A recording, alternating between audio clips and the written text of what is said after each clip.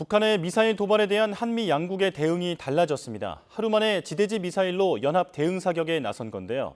이런 양국의 군 당국 대응이 북한의 추가 도발을 억제할 수 있을지, 향후 북한의 반응은 어떨지 관측해 보겠습니다.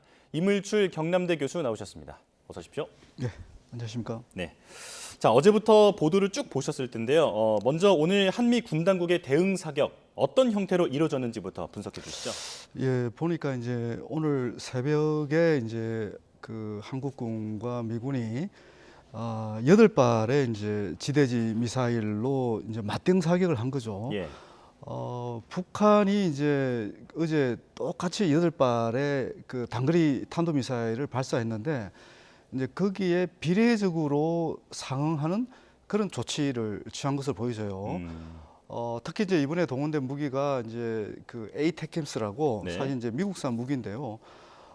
이게 강력한 어떤 그 이제 폭발력을 이제 보여주는 그런 무기죠. 그래서 이제 보통 이제 에이테캠스가 에이테캠스 이제 그 900여 발의 그 자탄이 여기에 이제 그 장착되어 있는데 예. 이것이 이제 축구장 뭐 3배, 4배 정도의 지역을 이제 완전히 초토화시킬 수 있는 그런 무기다. 그래서 이제 강력한 그런 무기로 한미 대응 태세를 이제 보여준 거죠. 그래서 이제 북한이 어떤 지역에서 언제 어떤 무기를 발사해도 거기에 상응하는 이 맞대응하는 그런 사격 능력 또 정밀 타격 능력을 보여주겠다.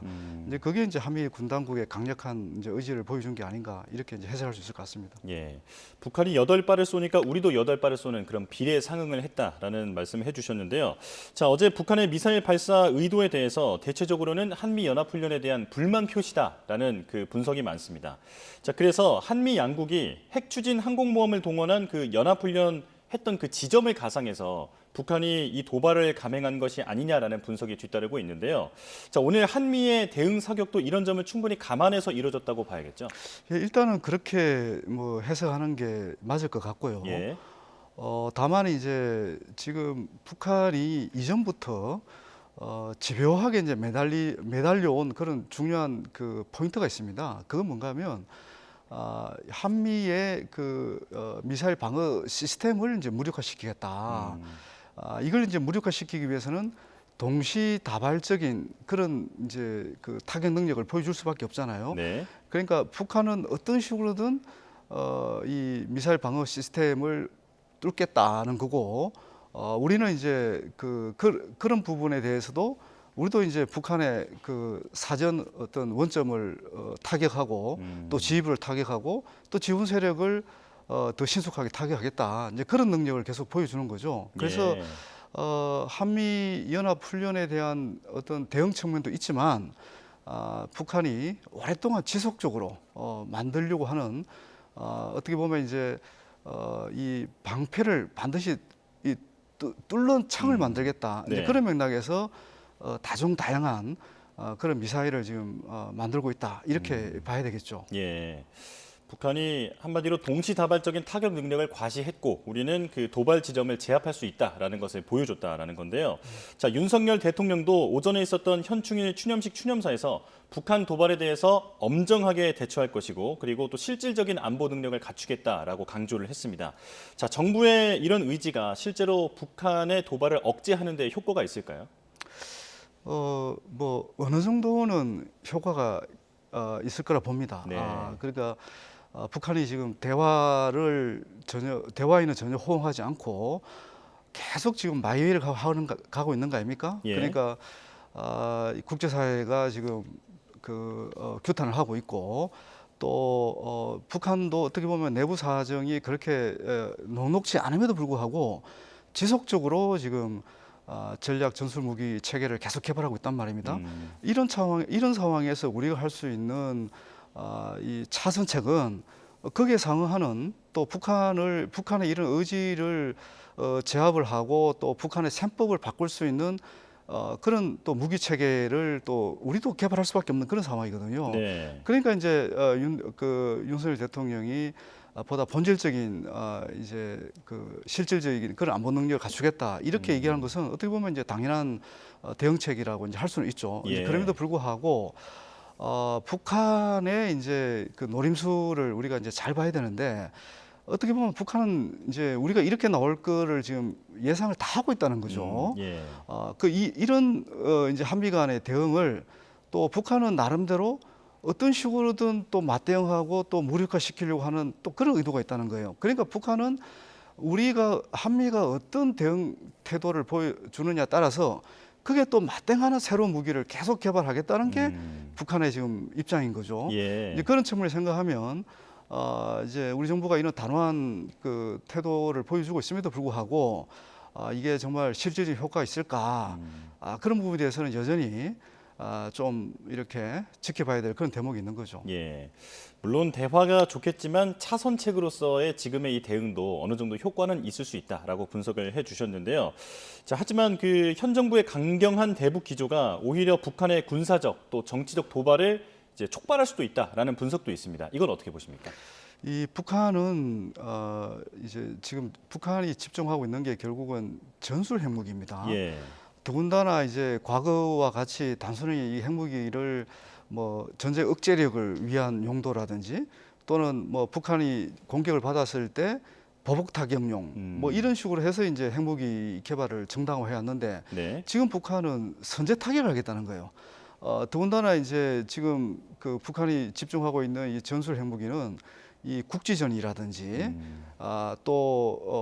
그 전혀 어떤 오해와 오판에 의한 여러 가지 충돌 가능성이 있잖아요, 그죠? 네. 이제 그럴 때 자기들이 이걸 지켜보고 대응하는 게 아니라 선제적으로 상대방을 제압하겠다. 그러면서 네. 지금 만들고 있단 말이에요.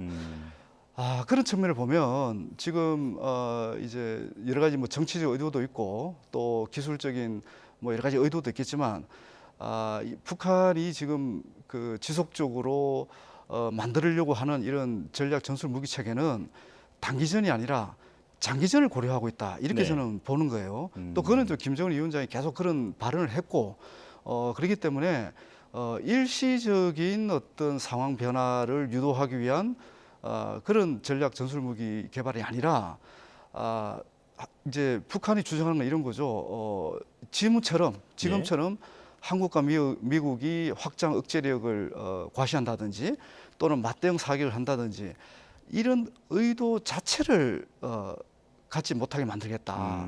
그런 의도, 전쟁 의지를 꺾을 수 있는 고도화된 무기 체계를 개발하겠다. 이렇게 지금 얘기하고 있거든요. 예. 그러니까 참 무모한 목표인 것 같기도 하고, 어떻게 보면 이제 우리가 어떤 외교적인 노력을 취해도 북한은 자신들이 이미 설정한 이런 목표를 갈 수밖에 없는 그런 환경을 지금 만들고 있다. 예. 이제 그런 부분들이 상당히 우려되는 거죠. 어찌 보면 지금 한미를 상대로 힘의 우위를 지금 차지하기 위해서 지금 이런 도발을 보인다라고 볼 수도 있다고 볼 수 있을 텐데 지금 무모하다라는 말씀도 하셨잖아요. 자, 어제 그 북한이 4곳에서 미사일 8발을 무더기로 발사한 게 무척 이례적이라는 평가를 받고 있는데 이것도 그 배경에는 이제 말씀하신 그런 무모한 어떤 그런 전략과 맥락을 같이 한다고 볼 수 있을까요? 예, 그렇게 봐야 되겠죠. 지금 이제 북한은 한미가 어떤 대응을 보여주느냐를 계속 지금 관찰하는 거고, 예. 거기에 이제 맞대응하고 또 효과적으로 제압할 수 있는 그런 새로운 무기 체계를 지금 계속 만들고, 또 김정은 위원장이 얼마 전이죠. 조선인민혁명군 90돌 기념 그 열병식을 했는데 그 네. 열병식 연설에서 이런 얘기를 한 거예요. 임의의 전쟁 상황에서 다양한 작전이라든지 또는 목적에 따른 그런 그 공격 수단을 갖춰야 된다. 네. 그게 이제 바로 그 전술핵 공격 수단을 얘기하는 거예요. 그러니까 다양한 미사일과 핵탄두를 만들어서 한미의 대응 능력을 제압하겠다. 뭐 이런 의도를 이제 지속적으로 계속 지금 밝히고 있잖아요. 네. 하여튼 그런 맥락에서 보면 말씀하신 어떤 이제 우리가 이제 무모하다라고 하는 부분들이 그 이제 한미가 가만히 있는 게 아니라 한미도 똑같이 이 북한의 이런 그 무모한 이런 군사력 정강 움직임을 제압할 수 있는 수단을 계속 강구할 거 아닙니까, 그죠? 네. 이제 그러다 보니까 지금은 이제 악순환을 거듭하는데 한국과 미국만 해도 이 어느 정도의 이 경제력과 또 첨단 기술력이 뒷받침이 되니까 예. 계속적으로 더 이 첨단 무기를 만들 수 있잖아요. 근데 북한은 다들 알다시피 이제 지금까지는 계속 첨단 무기를 만들고 있긴 하지만 그 내부 자원이 고갈될 상황이 우리보다 훨씬 빨리 올 수 있잖아요, 그죠? 이제 그런 맥락에서 저는 무모하다고 보는 거고, 이제 그럼에도 불구하고 북한은 자신들 둘러싼 이 안보 환경이 더 많은 무기, 더 위협적인 그런 핵과 미사일을 만들어야 된다고 지금 계속 판단하고 있고, 예. 또 거기에 따른 결정으로서 이제 여러 가지 또 다양한 이 공격 방법들을 지금 보여주고 있기 때문에 저희들도 참 곤혹스러운 거죠. 네. 자, 가장 강력한 도발의 형태로 보면 이제 핵실험을 예상할 수가 있을 텐데요. 지금 국제사회에서도 가장 큰 관심을 받고 있는 사안입니다. 지금 북한이 이제 그 7차 핵실험 가능성이 나오고 있는데 시기를 좀 예측해 볼 수 있을까요? 지금 이제 많은 예측들이 나오고 있습니다. 근데 이제 지난 1차부터 6차 그 핵실험 그 시기를 보면 예. 6월부터 8월까지는 한 번도 한 적이 없다고 합니다. 그러니까 이 시기를 피하는 이유가 이제 이 핵실험할 때 이 장마철 우기가 상당한 영향을 주는 거죠. 네. 그러니까 최적의 조건과 환경에서 핵실험을 해야 성공 가능성을 높일 수가 있는데 만약에 이제 이 장마철에 이제 접어든다면 이 핵실험을 해도 성공을 담보하기 어려운 그런 이제 여러 가지 이제 주변 환경이 만들어지는 거죠. 예. 그러다 보니까 북한이 6월부터 8월까지는 과거를 보면 이제 안 한 거예요, 핵실험을. 이제 그런 맥락에서 보면 결국은 6월, 8월은 그냥 건너뛰고 이제 9월에 할 가능성이 있다. 또 뭐 이렇게 이제 전망을 할 수도 있는 거죠. 근데 이제 북한이 지금까지 지금 7차 핵실험을 위한 많은 준비를 지금 해온 거 아닙니까? 예. 어떻게 보면 이제 케이블만 연결하면 바로 뭐 핵실험 할 수 있다 이런 평가를 지금 미국 전문가들이 하고 있는 그런 상황이다 보니까 네. 저는 의외로 이제 또 빠른 시기에 할 수 있다. 그 얘기는 지금 북한이 이 큰 정치 행사를 앞두고 있죠. 그게 이제 당 중앙위 제8기 5차 전원회의라는 건데 네. 이 전원회의에서 상반기 경제건설이라든지 국방건설 성과를 평가 총화하는 그런 계기를 만들어야 됩니다. 그러니까 핵실험을 하고 상반기에 이제 경제건설, 국방건설 성과를 총화하는 게 사실은 순서상 맞거든요. 예. 근데 이 전원회의 때 핵실험을 하겠다고 결정을 하고 한다면 이제 장마철에 직면할 수 있잖아요, 그죠? 예. 그러면 이제 당장 하기 어려운 또 환경이 조성될 수 있기 때문에 뭐 추측이긴 하지만 10일 안에 그러니까 6월 15일 안에 7차 핵실험을 감행할 가능성도 이제 배제할 수 없다. 뭐 이렇게 얘기할 수 있을 것 같습니다. 그렇군요. 자, 과거의 핵실험 날짜를 보면 이제 계절적 요인 때문에 6월에서 8월은 없었는데 지금 이제 교수님께서는 6월 15일 안에 그러니까 빠른 시일 안에 핵실험을 갑자기 강행할 가능성도 있다라고 좀 말씀을 해주셨는데요. 자, 그런데 알려지다시피 지금 북한은 코로나 상황 때문에 내부가 굉장히 심각한 상황 아닙니까? 자, 지금 이런 시기에 계속해서 도발을 강행하는 것이 어떤 내부 뭐랄까 결집의 목표가 있다고 볼 수 있을까요? 사실 이제 과거에 북한이 핵 실험이라든지 ICBM 발사를 할 때는 그런 목적이 굉장히 강했어요. 예. 근데 이제 지금 코로나 확진 상황은 이전하고는 전혀 다른 지금 위기 상황이거든요. 예. 왜냐하면 지금 사람들이 지금 많이 죽어 나갈 수도 있고 또 이 코로나 때문에 어떻게 보면 이제 국가적 역량을 여기에 다 지금 집중하고 있는 그런 시기에 더군다나 북한 주민들이 지금 먹고 사는 문제를 지금 가장 고민하고 있는 시기거든요. 네. 이런 시기에 이제 핵실험이 과연 북한 주민들의 사기를 고양하고 내부 결집하는 데 도움이 될 수 있을까? 이런 부분에 대해서는 저는 조금 좀 부정적으로 지금 평가를 하고 있거든요. 네. 아마 북한 지도부도 똑같이 생각할 겁니다. 왜냐하면 김정일 위원장이 자신이 지금 그 새로운 정치 이념으로서 인민대중 제일주의를 계속 강조하면서 인민들의 의식주 문제, 그러니까 예. 식의주 문제, 먹고 입고 거주하는 살림집이 가장 중요하다. 그러면서 실제 그 이 주민생활 안정이라든지 또 먹는 문제 해결 이런 쪽에 가장 지금 집중을 또 하고 있거든요. 예. 그러니까 지금 이 김정은 위원장 이 사람은 이런 내부적인 문제도 해결해 가면서 지금 핵실험과 미사일 실험을 동시에 하고 있는 네. 굉장히 버거운 상황이죠. 그래서 이제 일반적으로 저도 이런 상황이면 북한이 핵실험하기 쉽지 않은 그런 내부적 상황이다 이렇게 이제 보고 있는데 이제 김정은 위원장은 계속해서 강조하는 것이 지금 이렇게 우리가 이 어려울 때일수록 네. 안보를 또 소홀히 할 수 없다. 지금 이 어려운 상황이긴 하지만 반드시 우리는 미국을 제압할 수 있는 그런 핵과 미사일 능력을 갖춰야만이 보다 평화로운 어떤 그런 상황을 만들고 그 평화로운 상황 속에서 우리가 경제 건설, 인민생활 향상에 집중해야 한다. 이런 논리로 계속 지금 주민들에게 이런 어떤 사상과 어떤 대응 태도를 계속 주입을 시키고 있거든요. 네.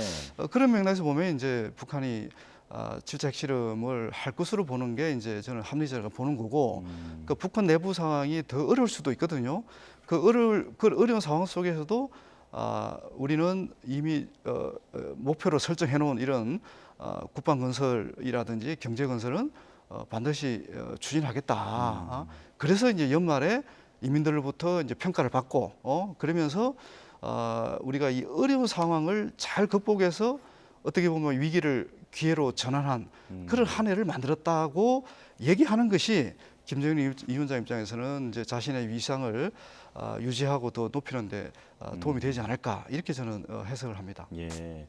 지금 북한은 안보가 일단 튼튼해야 이 상황을 우리가 이겨내갈 수 있다라는 그 논리를 가지고 있다라는 말씀이신데요. 자, 문제는 그만큼 한반도 정세가 함께 불안해질 수 있다라는 점일 텐데요. 자, 우리 정부의 위기 관리 어떻게 이루어져야 한다고 보십니까? 지금 참 쉽지 않을 겁니다. 지금은 이제 북한이 이 대화 협상을 아무리 제안을 해도 지금 전혀 호응을 하지 않고 네. 또 미국도 마찬가지죠. 사실 미국도 지금 러시아의 어떤 우크라이나 침공 이런 것 때문에 지금 수습해야 될 일들이 국내외적 일들이 굉장히 많지 않습니까? 네. 우리도 그렇고 미국도 그렇고 지금 민생도 어렵고 지금 뭐 안보 상황도 굉장히 안 좋은 상황에서 이제 북한 문제에 집중하는 게 굉장히 지금 어려운 그런 상황입니다. 네. 또 북한도 마찬가지고요. 이런 상황에서는 우리가 이제 최선의 이제 관리라는 게 어떻게 보면 이제 뭐 우리도 이제 튼튼한 어떤 안보 태세를 유지하면서도 예. 외교의 가능성, 대화 협상의 가능성을 계속 엿볼 수밖에 없다. 그런 상황을 대비하는 노력도 동시에 하는 것이 지금은 최선이다. 이렇게 말씀드릴 수 있을 것 같습니다. 예, 튼튼한 안보 위에서 모든 가능성을 열어두고 대응해야 한다라고 정리를 할 수 있겠습니다. 자, 여기까지 듣겠습니다. 경남대학교 이물출 교수와 함께했습니다. 고맙습니다. 그렇습니다.